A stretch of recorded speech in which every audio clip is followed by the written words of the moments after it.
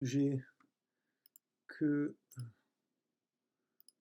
nous avons évoqué hier, à savoir l'organisation florale et les gènes du développement. Euh, alors, Florence nous parle d'un certain nombre d'éléments, donc ici lors de la discussion, euh, qui sont intéressants, mais euh, ce qui moi m'intéresse, c'est plus ici la dernière partie, puisqu'on voit donc une grande diversité de couleurs et de formes, mais une organisation assez similaire. Et en fait, cette partie-là est intéressante parce que nous sommes normalement dans une partie, l'organisation florale, donc contrôlée par des gènes de développement et le fonctionnement de la fleur, donc, qui se situe en fait dans le résultat d'une évolution. Donc on est dans le thème 1, l'évolution. Et du coup, on en vient à la diversification génétique, diversification des êtres vivants. Voilà, on est sur le grand thème 1, génétique et évolution. Donc, effectivement, la question que l'on peut se poser, c'est en quoi la génétique donc des plantes à fleurs a permis donc une évolution de ces plantes à fleurs. Et par conséquent, euh, côté problématique, ce que moi je pose à mes élèves, ce que je leur demande, c'est comment on peut expliquer la diversité des fleurs que l'on rencontre chez les plantes à fleurs. Donc on est chez les angiospermes. Et je leur montre donc une certaine quantité de fleurs, évidemment différentes. Je leur dis voilà, quel est le point commun à toutes ces fleurs. Donc évidemment, on va partir sur les sépales, les pétales, les étamines et donc les carpelles. Et ensuite, on essaie de voir ce qui permet la mise en place donc, de ces pièces florales. Évidemment, on en vient à l'idée de gènes de développement.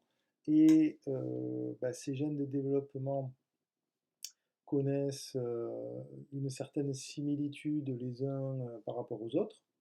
Par conséquent, on peut parler de familles multigéniques.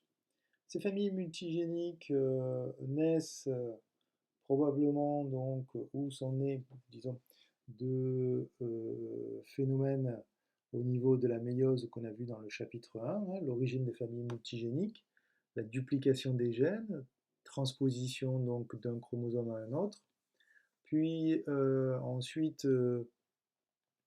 ces gènes ont pu muter et donc au hasard des mutations, comme d'habitude, et donner naissance à de nouvelles pièces florales, donner naissance donc, puisque je vous rappelle qu'au départ, si on suit un petit peu l'évolution des pièces florales chez les plantes à fleurs, on n'a pas forcément de sépales, on n'a pas forcément de pétales tout de suite.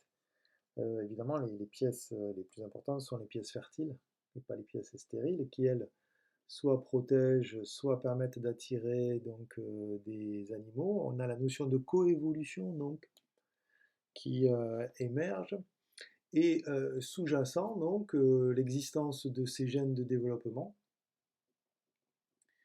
avec donc ici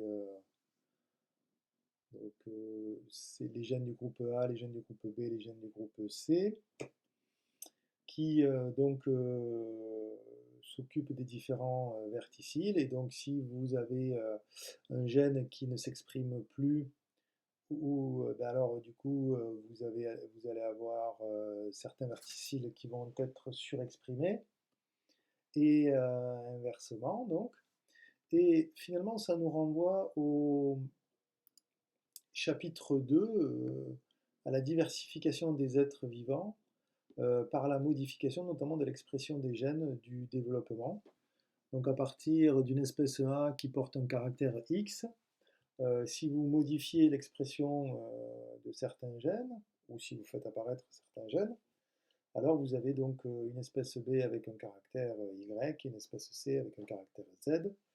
Et un des exemples que l'on peut prendre, par exemple, c'est lorsque, sur ce sujet de Bach, on essaie de comprendre l'origine donc des serpents qui trouvent évidemment leur racine phylogénétique dans le groupe des lézards, et par une non-expression de certains gènes du développement. Alors il y a plus, que l'on voit ici, il y a plus, puisqu'ici il y a expression chez le lézard, hein, dans les ébauches donc, des membres postérieurs du gène du développement qu'on appelle Sonic et Jog, mais peu importe. Donc lorsque vous n'avez plus expression de ce gène du développement dans les membres postérieurs, il n'y a plus les membres postérieurs. Donc c'est toujours le même phénomène avec le bec, par exemple, la taille du bec chez les pinsons. Si vous avez une surexpression donc, des gènes du développement, alors vous avez une nouvelle population. Cette population peut ensuite donner une nouvelle espèce, ainsi de suite. Donc moi, je situe en fait cette organisation florale plus dans l'évolution en fait, et plus précisément la transition entre des plantes sans fleurs, que peuvent être par exemple les conifères, donc, et les gymnospermes, et les plantes à fleurs, donc, que sont les angiospermes. Et là, je les fais réfléchir en fait sur la différence entre un gymnosperme et un angiosperme. Voilà. Et effectivement, il manque des pièces, et notamment les pièces stériles.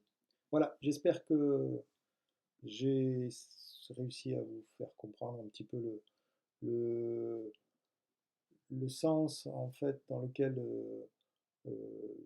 je mets mes élèves pour essayer de leur faire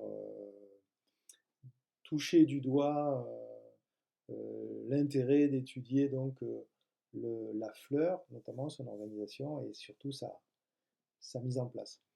Donc contrairement à ce qu'il y avait dans ce sujet, je crois qu'il ne faut pas parler, ou c'était plutôt Sophie, je crois, qui parlait d'environnement. Là, on n'est pas dans une relation entre la fleur et l'environnement. On est vraiment dans l'origine génétique de l'organisation des fleurs et des mutations, donc, et des accidents de la méiose qui permettent donc de comprendre la diversité et donc la diversification, les processus de diversification chez les fleurs. Voilà.